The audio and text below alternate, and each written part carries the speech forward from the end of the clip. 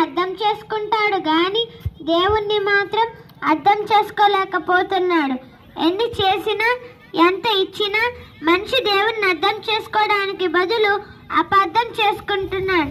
మనుషులు ఎక్కువగా గుట్కాలు, మత్తు పదార్థాలు, మత్తు పానీయాలు తిని తాగేవారిని మనం చూసినప్పుడు ఎందుకంటే వీటిని తిని ఆరోగ్యం పాడు చేసుకుంటున్నారు అని అడిగితే, బ్రదర్, దేవుడు సృష్టిలో అన్నీ పెట్టాడు కదా, తాగితే తప్పేముంది అంటాడు.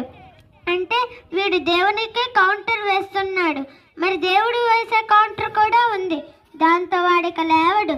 అది ఎలా ఉంటుందంటే, నాయనా సృష్టిలో జీడిపప్పు పెట్టాను, గన్నేరు పప్పు పెట్టాను, మరి జీడిపప్పు ఎందుకు తింటున్నావు, గన్నేరు పప్పు ఎందుకు తినడం లేదు అని దేవుడు అడిగితే వాడేమైపోతాడండి?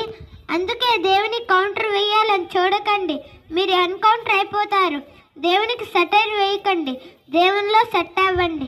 దేవుడు మీ మంచి కోరాడు కనుకనే మంచి ఆహారం తీసుకొని అంటున్నా, దేవుని మాట వెనుకన్నా దేవుని అపార్థం చేసుకుంటున్నావు. దేవుడు మనల్ని ప్రేమించి ఈ ప్రకృతినిచ్చి మనల్ని తన కోసం బతకమంటే దేవుణ్ణి మరిచి మనుషుల కోసం బతుకుతూ సృష్టికర్తకు బదులుగా సృష్టిని పూజిస్తూ దేవునికి దూరం అవుతున్నారు. మనిషికి దేశం మీద ఉన్న భక్తి దేవుని మీద లేదు, భార్య మీద ఉన్న ప్రేమ దేవుని మీద లేదు. ఎందుకంటే దేవుడు మనకు అర్థం కాలేదు. మరి దేవుడు మనకు అర్థం కావాలంటే మనం ఏం చేయాలో తెలుసా?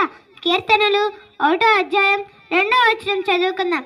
కీర్తనలు 1వ అధ్యాయం 2వ వచనం చదువుకుందాం. యెహోవా ధర్మశాస్త్రం నందు ఆనందించుచు దివారాత్రము దాన్ని ధ్యానించువాడు ధన్యుడు అన్నాడు. అంటే దేవుని వాక్యాన్ని ఆనందంతో చదవాలి. చాలా మంది బైబిల్ని అర్థం చేసుకోలేకపోతున్నారు. బైబిల్ చదువుతుంటే నిద్ర వస్తుంది అంటున్నారు. ఎందుకంటే లోకంలో ఉన్న చెత్తంతా మైండ్లో పెట్టుకొని బైబిల్ చదివితే బైబిల్ అర్థం కాదు. మంచి మనసు బైబిల్ దగ్గరకు వచ్చినట్లయితే దేవుడు మనకు అర్థమవుతాడు. దేవుడు అర్థమైతే మంచి మనసుగా తీర్చిదిద్దబడతాం. కాబట్టి బైబిల్ని సరైన రీతిలో చదివి సరైన వాక్యాన్ని దేవుణ్ణి అర్థం చేసుకొని మీ జీవితాన్ని సరి చేసుకోవాలని కోరుకుంటున్నాను. అందరికీ వందనం.